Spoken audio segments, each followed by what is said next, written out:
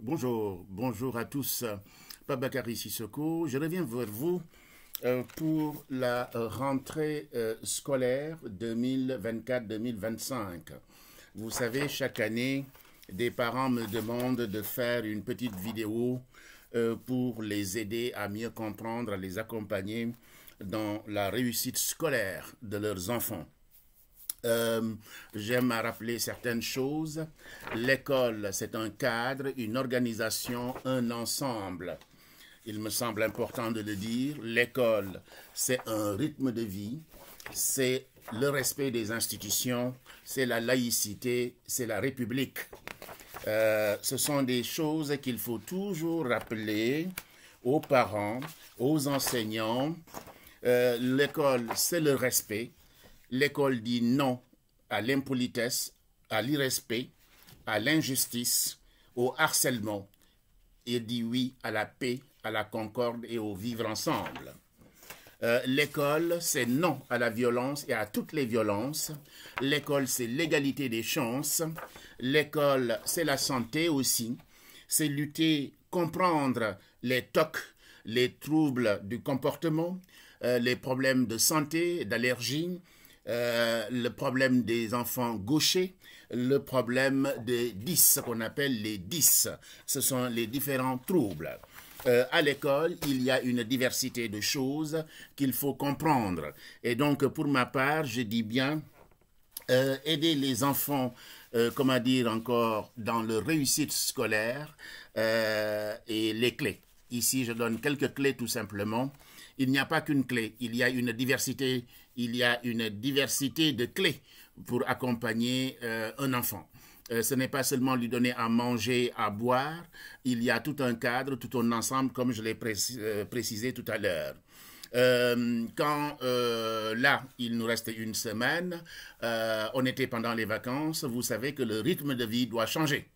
Le rythme de vie doit changer. Au lieu que les enfants se couchent à 22h, 23h, il faut commencer à les faire coucher à 21h, puis progressivement 20h, pour qu'ils aient le rythme. Parce que casser le rythme des vacances n'est pas le rythme de la vie scolaire. Je vous ai dit que la vie scolaire, c'est un rythme. C'est extrêmement important de commencer effectivement à les habituer à une certaine discipline, à revenir à la tradition, etc. La vie est faite de règles. La vie, elle est faite de règles et à chaque moment, il faut trouver la règle qui s'y est. Pendant l'année scolaire, il y a un rythme de vie qui est soutenu. Désolé, c'est comme ça et pas autrement parce que si on ne le suit pas, ben, on risque de ne pas réussir. C'est aussi simple que cela. Il y a un rythme, on regardait trop la télé, là maintenant on regardera moins. Hein, on joue beaucoup aux jeux vidéo, etc. Là, on jouera moins. Hein, donc, on réduit tout, on se discipline. Hein, donc, ce sont des clés que je vais tenter de vous donner qui ne sont pas la vérité absolue, mais qui, si on le respecte, ben, peuvent accompagner effectivement, préparer les enfants, les accompagner, etc. Donc, revenir à un rythme de vie, un cycle, hein, on appelle ça un cycle, c'est un cycle. Hein. L'école, c'est véritablement un cycle comme ça. Vous voyez, comme ça, hein, ça monte, après là, et ça descend. D'accord? La journée est ainsi faite.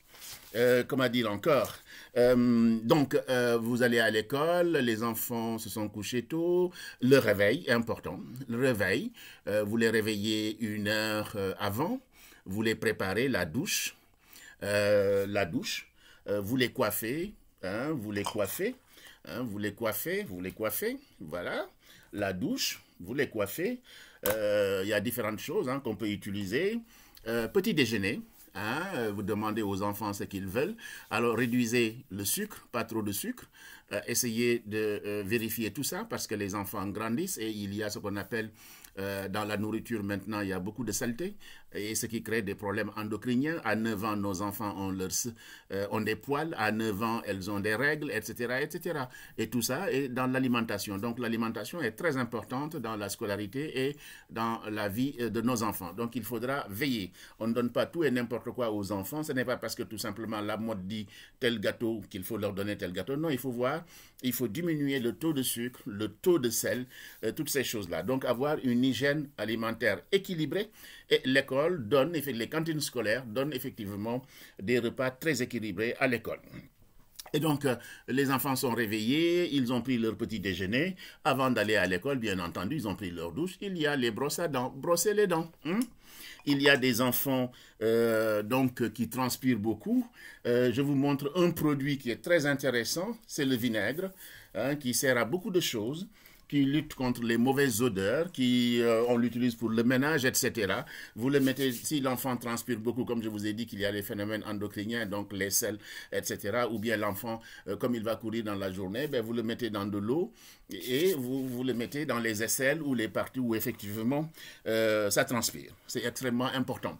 Les habits propres, on leur met des habits propres, c'est pas des marques. Il faut arrêter avec les marques, ce n'est pas une marque, ça suffit, mais toujours des marques alors que l'enfant n'a pas le matériel scolaire, ça va pas du tout.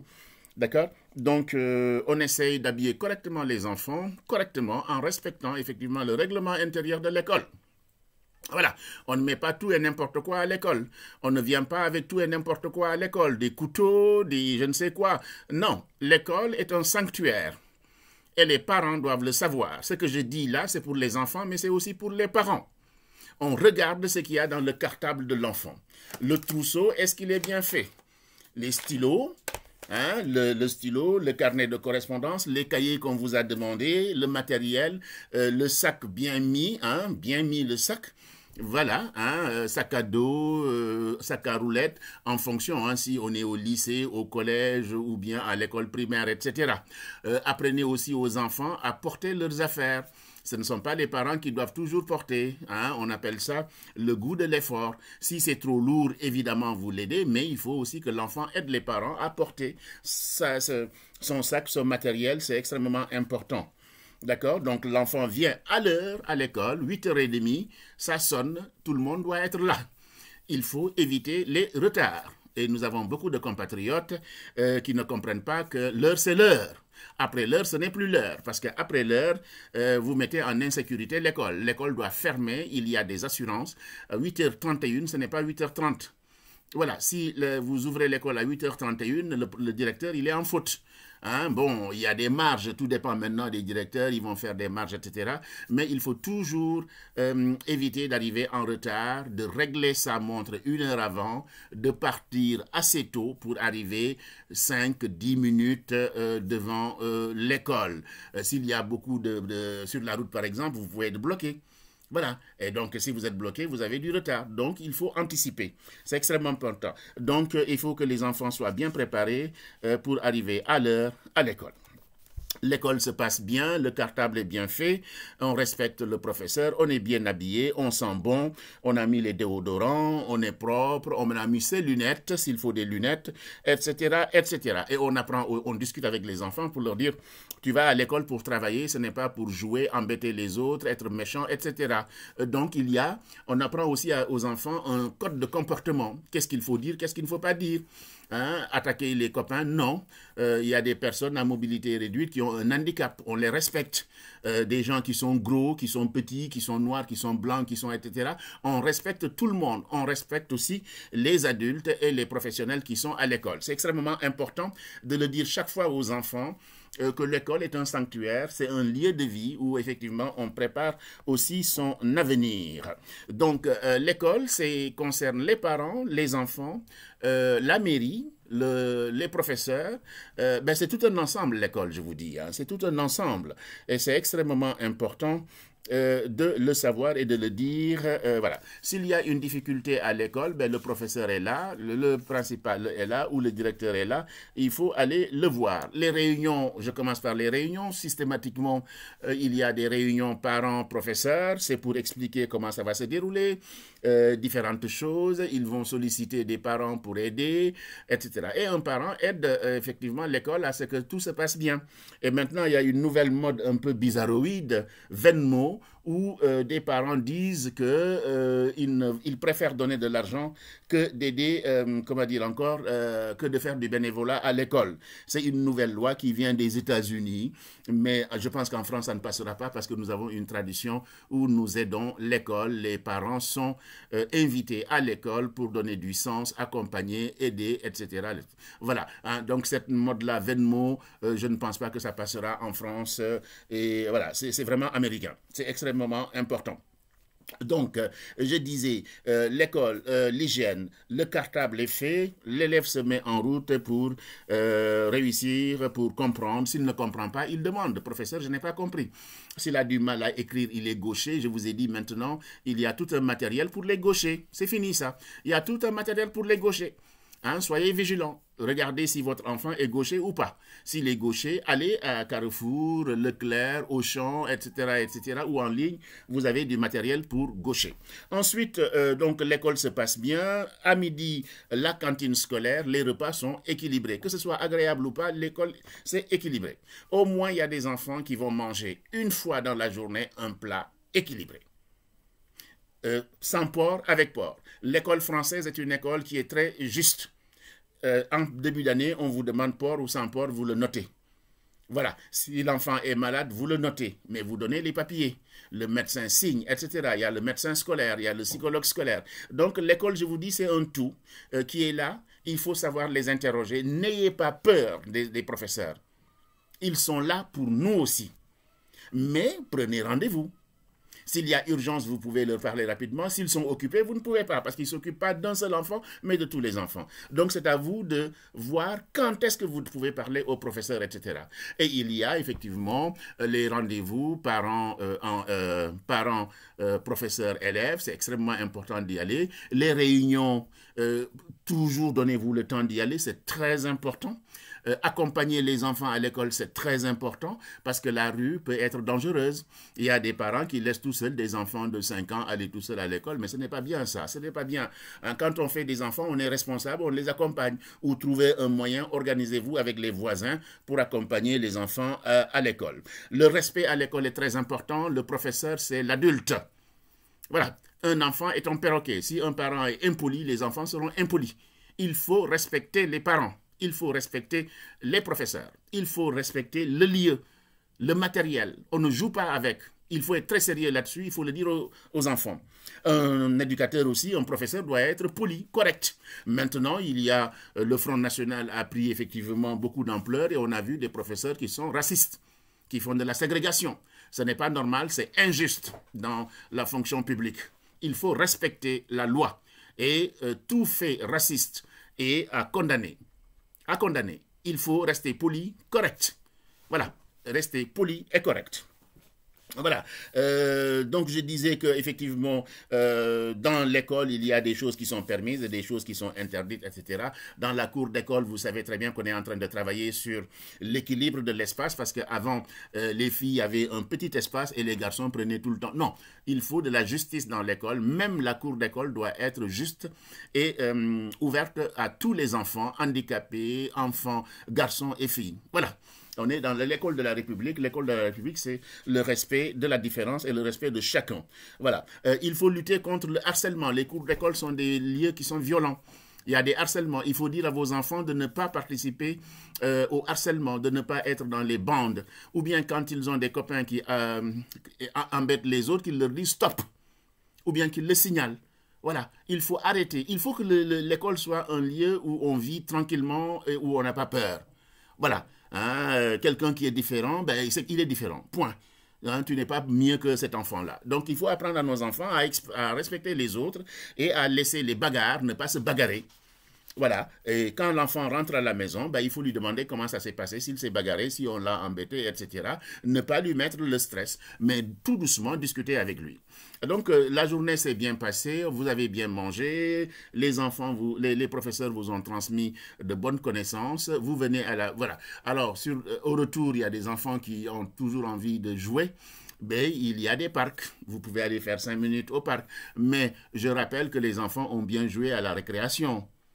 Normalement, ça devrait suffire parce que, vous savez, le cycle est comme ça. Voilà. Et le soir, le cycle doit baisser. Le rythme doit baisser, sinon l'enfant, il est excité. Si l'enfant, à 17 heures, au moment où ça doit baisser, ça remonte, ben, il est excité, il est fatigué, il ne pourra pas bien dormir, il va se réveiller mal, etc. Donc, il y a un cycle à... C'est une courbe, hein. C'est une courbe de vie de la journée. Donc, le soir, vers 17 heures, ça doit commencer à baisser calmement, calmement, jusqu'au au dîner, au sommeil, etc., etc. Donc, l'enfant rentre à la maison, vous faites un tour au parc, c'est vous qui voyez. Il rentre à la maison. Alors, soit il y a des gens, ils vont prendre la douche le soir, ou ils prennent la douche le matin. Et il y a le fameux goûter. Le goûter, comme je vous ai dit, vous faites attention au sucre, etc., etc. Il y a des fruits qu'on donne, il y avait des pommes, il y a, etc., des fruits. Vous pouvez donner fruits et un gâteau sec, etc., mais toujours vérifier s'il y a trop de sucre ou pas. Je vous laisse faire ça, mais il faudra être vigilant. La télévision, vous contrôlez. Hein. Il y a une maman qui me disait que son premier fils de 10 ans, ben, comme elle va au travail, c'est lui qui il est à la maison, il est devant la télévision. Ben, vous coupez, vous prenez les télécommandes ou bien vous enlevez la Wi-Fi. Il y a des systèmes, vous débranchez les choses et vous avez le téléphone pour lui dire tu dois être dans ta chambre pour faire telle chose, etc., etc. Vous communiquez par téléphone. Voilà, vous pouvez téléphoner avec vos enfants à distance, mais il faut les éduquer. Un enfant, on l'éduque à la base, ce n'est pas après qu'on va l'éduquer. C'est à la base qu'on lui dit, quand tu rentres à la maison, il faut faire ça, il y a des tâches, il y a des tâches, il y a des tâches. Après, il ne faut pas trop le brimer, à lui dire pas de télévision, etc. S'il a un dessin animé qu'il aime bien, c'est 5-10 minutes, même pas 1 heure, oui, il a le droit de regarder. Voilà, vous négociez, hein? On peut étudier beaucoup de choses avec la télévision, les téléphones, etc. Ce n'est pas le téléphone qui est un problème, c'est l'éducation qu'on donne à l'usage de ces choses-là. Hein? Donc, c'est aux parents d'être extrêmement vigilants. Comme je vous ai dit aussi, les phénomènes religieux, c'est devant l'école et pas dans l'école. Hein, c'est l'espace privé, la religion, l'intégrisme, etc. Voilà, hein, on n'a pas besoin de savoir que tu es musulman, tu es chrétien, tu es juif, etc. Ça, c'est l'espace privé. L'école, c'est un service public, c'est l'espace public, c'est la République. Il faut qu'on respecte ça. Et les parents, je vous exhorte à respecter les lois du pays. Si vous vous affrontez aux lois du pays, c'est vous qui allez perdre. C'est aussi simple que cela. Voilà, on respecte les lois d'un pays. Voilà, c'est aussi simple que cela. Hein, ça me paraît extrêmement important. Je vous ai parlé des cours d'école. Oui, j'ai oublié de vous dire, quelquefois, les parents, par exemple, pour le matériel scolaire, ils vont juste acheter le matériel qu'il faut. Non, il faut avoir un stock. Il faut avoir un stock, voilà. Des cahiers en réserve, des stylos en réserve, des crayons, des gommes, des surligneurs, etc. en réserve parce que c'est extrêmement important d'arriver avec son matériel complet. Si tu n'as pas le matériel complet, ça ne va pas. D'autant plus que la CAF aide certaines familles à avoir du matériel, de l'argent pour acheter du matériel. Cet argent-là, ce n'est pas pour acheter une grande télé ou du riz, etc. Non, c'est pour aider les enfants dans leur scolarité et c'est important de le dire. Donc l'enfant rentre chez lui, il fait ses devoirs, il a pris sa douche, il a pris son goûter, il a son quart d'heure de télévision ou de téléphone et après ben, le dîner très tôt pour que l'enfant puisse se coucher bien. Vous pouvez lui raconter une histoire, c'est important. Raconter une histoire aux enfants ou leur chanter une chanson. Il y a des rituels pour les amener à s'endormir. Hein, et raconter des histoires, donner-leur des livres, c'est important. Il y a des livres, tous les enfants peuvent avoir, il y a tout type de livres. Il y a tout type de livres, tout type de livres et les enfants adorent ça. Il y a aussi des chansons, des tantines. Là, c'est un livre, Mon voyage chez les Soninké. Il y en a trop, il y a beaucoup de choses, etc.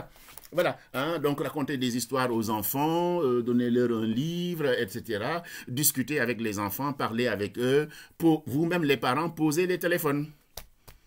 Vous-même, les parents, posez les téléphones. Fermez la télévision. Ayez un quart d'heure où vous êtes avec vos enfants, discutez autour. Voilà, mais chacun dans sa chambre, en train de regarder ses vidéos, etc. Et quand vous commencez avec TikTok, les vidéos, etc., vous n'en finissez pas, ce n'est pas bien. Bien, l'autre chose que je voudrais dire, alors aussi à l'intérieur de l'école, aussi parler de sexualité à vos enfants, surveiller le développement du corps, c'est extrêmement important. Il y a des parents qui ne regardent rien, hein, les seins qui grossissent, l'enfant qui grandit, qui prend du poids, etc., etc. Les règles, voilà, l'hygiène, il faut être vigilant surtout. Et une fois par année, il faut effectivement faire un diagnostic complet avec le médecin, les oreilles, les yeux, est-ce qu'il voit bien? Parce que quelquefois, l'enfant ne voit pas bien, à l'école, ça ne marche pas. Donc, il a besoin de lunettes. Un parent me disait que son fils est allé choisir des lunettes et les copains sont moqués de lui. Il a mis les lunettes sous le lit. Ah ben, la maman lui dit, c'est toi qui as choisi, donc tu vas assumer. Ce n'est pas les copains qui vont porter les lunettes, ce n'est pas leur affaire. Et ce n'est pas à eux de te dire si c'est beau ou si c'est pas beau, c'est toi qui as choisi, ça te convient. Donc il faudrait être vigilant là-dessus. Je vous ai parlé aussi des gauchers. Il y a maintenant du matériel pour les gauchers. Les cheveux, c'est très important. On parle des poux, on parle aussi des teignes. Éviter les gels. Les gels font une plaque sur les cheveux et ça donne effectivement des croûtes. Et j'ai un ami qui s'appelle le chevetologue, qui travaille beaucoup effectivement sur les cheveux crépus, etc., sur différents cheveux, qui donne des conseils sur comment faire effectivement. C'est le chevetologue, le chevetologue, quelqu'un que j'aime beaucoup et qui conseille beaucoup de nos enfants parce que nos enfants mettent du gel, et quand vous mettez du gel, il faut le laver, sinon ça fait des plaques et au bout d'un moment, ça fait comme du goudron. Et donc, les cheveux, le cuir chevelu ne respire plus. Et donc, ça, il faut être vigilant sur ces petites choses-là. D'accord? Voilà. Il y a aussi des enfants qui ont des PAI. C'est des programmes alimentaires. Ils ont des allergies. Le médecin a prescrit. Il ne doit pas manger des œufs. Donc, soit, comme c'est difficile pour la cantine de gérer ça, on demande aux parents d'amener le repas de l'enfant et ils mangent à la cantine avec les autres enfants. On appelle ça le PAI, le programme alimentaire. Voilà, un programme alimentaire. Donc, il y a aussi des enfants qui ont des troubles de comportement. Donc, il faut le repérer. Si l'enseignant le repère, il vous le dit. Vous voyez le psychologue, il y a des structures qui peuvent vous aider, vous accompagner, etc. Ne prenez pas ça pour un mal. On réussit très bien avec les 10, les dysfonctionnements. Voilà, les enfants qui ont du problème de langage, etc. Il y a les orthophonistes, il y a de tout. Mais il faut en parler et il faut le comprendre. C'est pourquoi nous, on est là pour vous donner des idées, pour vous donner des codes. Et ces codes-là, c'est à vous, effectivement, de les mettre en activité. Alors, l'enfant, il est à l'école. Donc, à l'école, on se dit, ça va. Et il y a après l'école. Après l'école, qu'est-ce qui se passe? Les enfants doivent s'inscrire pour faire des activités sportives. Vous avez vu, on vient du Jeux olympiques, le judo, la boxe, la natation, les courses, les activités manuelles, la couture, etc., etc. Voilà, donc les municipalités organisent souvent comment on appelle ça encore, des forums de rentrée pour montrer la diversité des activités qu'on peut offrir aux enfants, parce qu'un corps sain, dans un esprit sain, c'est dans un corps sain. Voilà, l'enfant ne va pas seulement à l'école, mais il faut qu'il bouge le corps, bouge ton corps. Et comme je vous ai dit, maintenant, on mange tellement mal, on grossit, etc., etc. Donc, c'est bien que les enfants bougent, fassent des activités, et il y a beaucoup de structures qui vous aident effectivement à payer ces activités-là, donc ce n'est pas cher. C'est extrêmement important de le dire. Voilà, de le dire. Donc, il y a les activités sportives, il faut le faire, il faut s'inscrire, le cyclisme, la natation, la boxe. Demandez à l'enfant ce qu'il veut et pourquoi il veut faire ça, etc. Toutes ces choses-là sont importantes. Je voulais aussi parler de l'excision. Il faut surveiller, les parents doivent être renseignés que c'est interdit par la loi, et beaucoup de pays africains l'interdisent aussi. C'est extrêmement important. Parler aussi des parents, les violences à la maison, les enfants, ils entendent tout, il faut soigner le langage et éviter les violences, éviter les violences, parce que les enfants, vous pensez qu'ils ne comprennent pas, ils comprennent tout. Donc, les parents doivent être discrets. S'ils ont des contentieux, ce qui peut arriver à toutes les familles, ils en discutent dans la chambre entre eux tranquillement. C'est extrêmement important. Parce que des parents violents, c'est des enfants qui seront aussi violents. Donc, il faut qu'on évite effectivement la violence. Et je vous ai dit, sur le corps, le développement du corps est très important. Mon corps m'appartient. Personne ne doit toucher au corps de l'enfant. Voilà, il y a des pervers partout. Le corps de l'enfant lui appartient. Il faut apprendre à l'enfant qu'on ne doit pas le toucher, qu'on ne doit pas lui dire déshabille-toi, montre-moi tes seins, soit à la télévision, filme ton corps et montre-le à la vidéo. Et il faut aussi les encadrer pour qu'ils ne mettent pas tout et n'importe quoi sur Facebook, TikTok, etc. Voilà, parce que demain, on peut l'utiliser contre eux. Donc ça c'est extrêmement important de enseigner comment on utilise effectivement les mass médias. Là, parce qu'il y a beaucoup de dérives et beaucoup de délinquants sexuels qui sont dans les réseaux sociaux, etc. Et vous ne les voyez pas, les enfants ne les voient pas. Hein. Donc il faut de la discrétion. Il faut vraiment contrôler l'utilisation et mon ami de l'association Haleyi travaille beaucoup effectivement sur ça, comment utiliser le numérique. Elle fait beaucoup de conférences sur la parentalité et le numérique dans le 18e et un peu partout. Il y a des associations comme SOS Casamance dans le 18e, Léa dans Montreuil, Haleyi dans le 18e dans le numérique, etc. Donc beaucoup d'associations dans les quartiers aident les parents, les enfants avec les cours de soutien scolaire. Si l'enfant a des difficultés, il y a le soutien scolaire qui est là pour l'accompagner. Donc, il faut toujours parler, demander pour mieux comprendre. Qu'est-ce que je voulais dire d'autre? Alors, luttons contre les discriminations, dénoncer, constituer, mener, appuyer, ouvrir, identifier, recueillir les informations, imaginer, trouver, négocier, soutenir, informer, noter, inciter, sensibiliser. Voilà. Hein, donc, il y a cette carte-là, d'accord, de lutte contre la discrimination qui est très importante à connaître aussi. Voilà. Je vous ai dit qu'il faut arrêter les violences. Il faut tout faire pour que les enfants ne soient pas des enfants violents, qu'ils soient respectables et respectés. Autant on doit respecter l'enfant et l'enfant doit respecter aussi les adultes et les institutions et l'espace public. L'égalité entre hommes et femmes est une réalité et il faut le dire tout haut. Donc nous, voici moi ce que je voulais vous dire sur la rentrée scolaire. Il y a beaucoup de clés pour aider nos enfants à réussir dans leur scolarité et c'est un tout.